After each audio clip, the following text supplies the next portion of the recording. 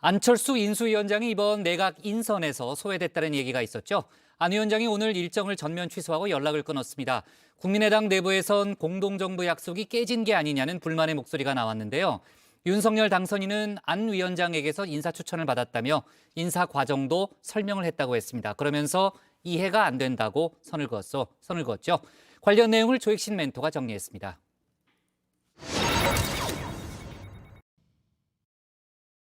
정국 교체! 정국 교체! 정국 교체! 대선 승리의 1등 공신이란 평가를 받았던 안철수 인수위원장. 안철수 대표는 저와 국정운영 가치와 철학을 공유하고 안 대표도 인수위원회를 이끌 의지가 있고 저 역시도 적임자라 판단했습니다. 밤을 새우겠다는 각오와 열정, 반드시 성공한 정부를 만들겠다는 소명과 책임의식을 가지고 임하겠습니다. 밤을 새워 일하겠다던 안 위원장이 인수위에서 사라졌습니다. 어제 윤석열 당선인과 도시락 만찬에 불참을 한 데 이어서 오늘은 모든 일정을 취소했는데요. 일부에선 거취 문제를 고민하고 있다는 이야기까지 나옵니다. 안철수 대표님 좀 만나셨어요? 안철수 대표님 오늘 못 뵀죠? 연락도 아예 안 하셨어요? 아니, 그러니까 소통하고 있어요. 거치 얘기가 계속. 아유, 무슨 말씀이세요? 안 위원장의 갑작스런 잠행, 이른바 내각 인선 택신 때문이란 분석인데요. 안 위원장이 추천한 인사 단 한 명도 지명을 받지 못했죠. 인선 과정에서 특히 제가 전문성이 있는 분야에 대해서는 조언을 드리고 싶었습니다만 그런 과정은 없었습니다. 오늘 내각 인선 발표 나왔으니까. 몸으로 많이 말씀하지 마시고. 오늘은 그냥 가실게요. 다음에 또 언제 만나셨어요? 저희까지. 어제 2차 내각 발표 전엔 윤 당선인과 독대를 했다고 하는데요. 사전 협의는커녕 인선 면담조차 듣지 못한 걸로 전해졌습니다. 안 위원장 측 기분이 좋을 일은 없겠죠. 윤석열, 안철수 그 두 분께서 야당 후보 단일화를 하면서 이제 국민들한테 한 약속이기 때문에 그 이후에 어떤 식으로 이런 공동정부 구성과 운영이 될지, 협치가 될지, 이게 어떻게 구현될지는 좀 지켜봐야 될 것 같습니다. 야권 단일화를 선언하며 함께 발표했던 공동정부 약속, 어디로 가느냐는 겁니다. 국민통합정부는 대통령이 혼자서 국정을 운영하는 정부가 아닐 것입니다.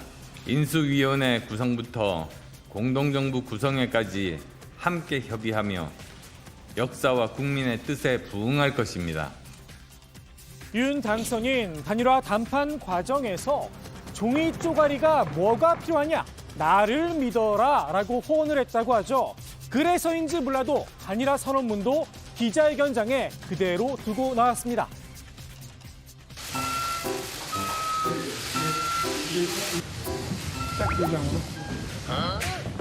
이거 필요 없으세요?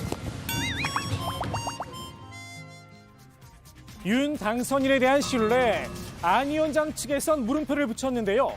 이번 인선에 대해서도 박한 평가를 해놨습니다. 지난 대선에서 안 위원장의 상임선대위원장을 맡았었죠. 최진석 서강대 명예교수는 안철수라는 송곳을 버리고 그때 그 사람들, 이명박, 박근혜 정부 인사들이 그대로 다시 돌아왔다, 날을 세웠습니다. 종이 쪼가리 말고 날 믿어달라는 말의 신뢰는 그 말을 한 사람의 내면의 크기가 지켜주지 목소리의 크기가 지켜주지 않는다. 내면이 커야 각성할 수 있다. 내면이 작으면 찔릴까봐 겁먹고 송곳을 쉽게 버리려 한다. 내면이 크면 찔리더라도 송곳을 소중히 여긴다. 당선인 측에선 일단 수습에 나섰는데요. 신뢰라는 단어를 사용했습니다. 공동정부의 목표를 이끌어갈 시간 아직 5년이나 남았다면서 말입니다. 인수위의 기간은 이제 채 한 달도 남지 않았는데 대한민국의 5년을 위해서 아주 농축되고 중요한 시간이기 때문에 그 중요성에 대해서 누구보다도 안철수 위원장께서 각별히 또 고심을 하고 생각을 하실 수 있다고 저희가 생각하고 있고요. 끝까지 최선을 다해서 책임을 다해 주실 것이라는 기대와 신뢰를 가지고 있습니다. 한덕수 총리 후보자도 안 위원장에게 양해를 구했는데요. 국정의 공동 운영, 원칙만을 고수하긴 어렵다는 겁니다. 국정의 공동 운영이라는 그 원칙만을 고수하기는 어려운 때가 있다는 그러한 그 현실을 조금 이해해 주셨으면 감사하겠습니다. 모든 그러한 그 국정을 담당하는 책임 있는 그러한 자리를 논의하고 선정할 때마다 안철수 대표님과의 통합이라는 그러한 그 기본적인 그 정신을 항상 생각하고 논의를 하도록 하겠습니다. 국민의힘은 이번 인선이 능력 위주로 이뤄졌다는 점을 강조했는데요. 개파의 문제로 볼 건 아니라는 입장입니다.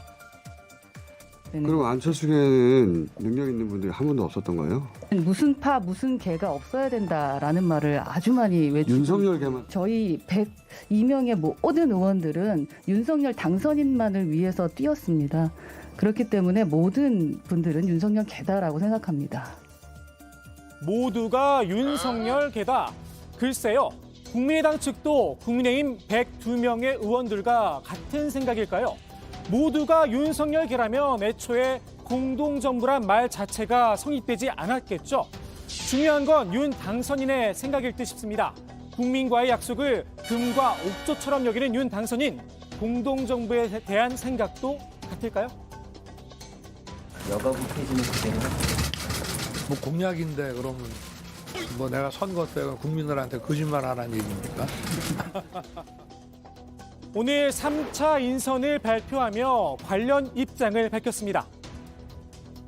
그래서 저는 좀 이해가 안 됩니다만은 제가 추천을 받았고요. 그리고 또 이 인선 과정이 어떤 방식으로 이루어지는지에 대해서도 설명을 드렸고 거기에 대해서 뭐 무슨 아무 문제가 저는 없다고 생각합니다. 윤 당선인이 생각한 공동정부의 의미 딱 여기까지인가 봅니다. 구미갑이 시작한 두 사람의 신뢰, 국민의힘과 국민의당의 합당에도 영향을 미칠 수밖에 없겠죠. 일단 이준석 대표는 잘 모르는 일이다 선을 그었는데요. 2차 인선 발표 이후에 안철수도 포함되지 않는 갈등이 심화되고 있는 것으로. 네. 뭐 저는 이 섬에 있어가지고 통이동에서 무슨 일이 벌어지는지 잘 알지 못합니다. 이제 월요일부로 사실 합당에 대한 이견은 거의 다 조율된 상태입니다. 그렇기 때문에 나머지 정치적 상황들은 저희는 잘 파악하지 않고 있고 국민의당 쪽에 최종 결심만 기다리고 있는 상황을 보시면 될 것 같습니다. 이 대표 바로 어제까지만 해도 통이동 쪽으로 안테나를 바짝 세우고 있었죠. 갑자기 통신 장애라도 생긴 걸까요? 저도 뭐 이제 인수위에 뭐 저랑 친분 있는 분들, 관계자분들이 어제 상황에 대해서 그제 상황에 대해서 설명을 좀 하시더라고요. 근데 저는 이건 이태기 의원이 어떤 부분에서 강한 오해가 있는지는 알겠으나 어쨌든 안철수 대표는 뭔가 그래도 좀 공동정부에 있어서 해보려는 의지가 강한데 양당의 합당, 지금 분위기에선 쉽지만은 않을 듯한데요. 최진석 명예교수는 대한민국을 한 단계 도약시키려면 전혀 새로운 세력을 형성하는 일 이외에는 다른 길은 없는 것 같다며 독자 노선을 건다 이렇게 제안을 내놓기도 했습니다. 양측의 갈등, 지방선거를 앞둔 민주당 입장에선 호재죠. 틈 벌리기에 나섰습니다. 한마디로 안 위원장이 팽을 당했다는 겁니다. 완전히 지금 거의 팽당한 모습 아니에요. 지금까지 조각에서. 팽 당한 거라고 보세요? 아니 그렇잖아요. 하나도 안 했잖아요. 지금까지 조각에서. 한 명도 없죠. 한 명도 없잖아요. 네. 그 고민이 지금 깊어지겠죠. 안 위원장이 딱하다라는 표현까지 썼습니다. 윤 당선인은 지난 대선에서 통합의 정치를 강조하며 민주당 세력까지 아우르겠다 목소리를 높였었는데요. 김대중의 민주당, 노무현의 민주당에서 합리적으로 국정을 이끌었던 양식 있는 정치인들과 협치를 해서 국민 통합의 정치, 번영의 경제를 이끌어낼 것입니다, 여러분. 안 위원장조차 제대로 품지 못하는 상황에서 과연 가능할까 싶습니다.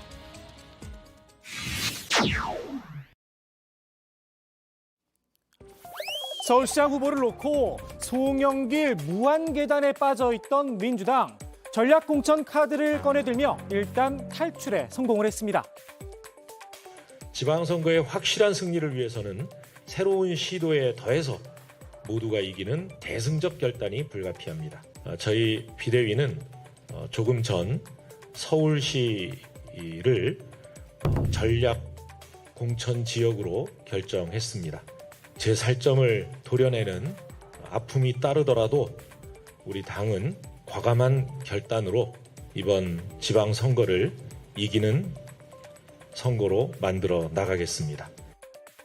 다만 송영길 전 대표를 비롯한 기존 후보군들이 있죠. 이들을 의식해서인 듯 경선 가능성을 아예 닫지는 않았습니다.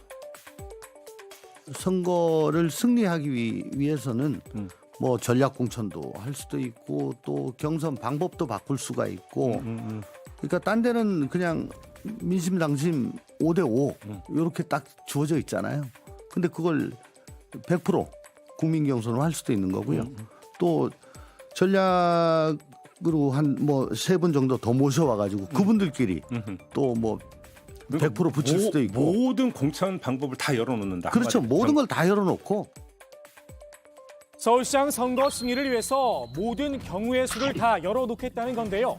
상대 후보인 오세훈 서울시장의 경쟁력이 만만치가 않죠. 그렇다 하더라도 어차피 질 선거란 패배의식은 버려야 한다. 한마디로 승리를 향한 절박함이 필요하다는 분위기입니다. 서울시장 경기도에서 선거가 되면 이깁니다. 근데 여기서 박빙이 안 되고 여기 민주당 안 돼. 여기가 끝나버리고 대세가 정리가 되면 충청도 어렵죠. 서울과 경기도의 기초단체장 어렵습니다.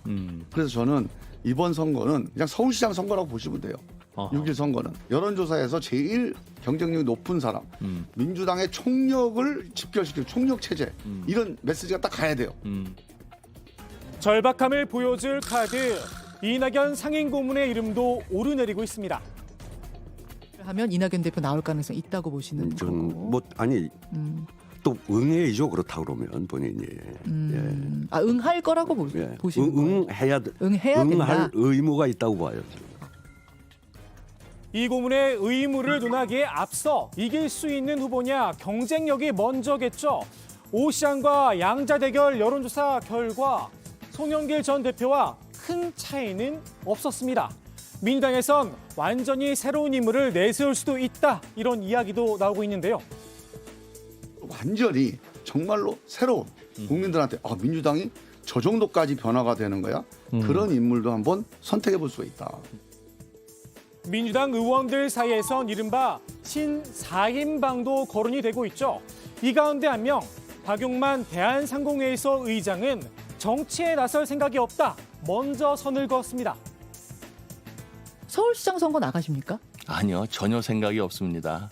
아니, 나가실 가능성 1%도 없는 건가요? 전혀 없습니다. 예. 요청이 오긴 왔습니까? 아니요, 없었습니다. 그 요청도 안 왔고 요청이 와도 안 하고. 예. 그 정치라는 영역이 제가 감당할 수 있는 일도 아니고 또 제가 할 수 있는 일도 아니고 의사도 없습니다, 제가. 선뜻 승리를 이야기하긴 어려운 선거죠. 외부에서 좋은 인사를 영입하려면 당 지도부가 좀 더 열심히 뛰어야 할 듯합니다. 오늘의 톡손 한마디 이렇게 정리합니다. 이 사람 모르시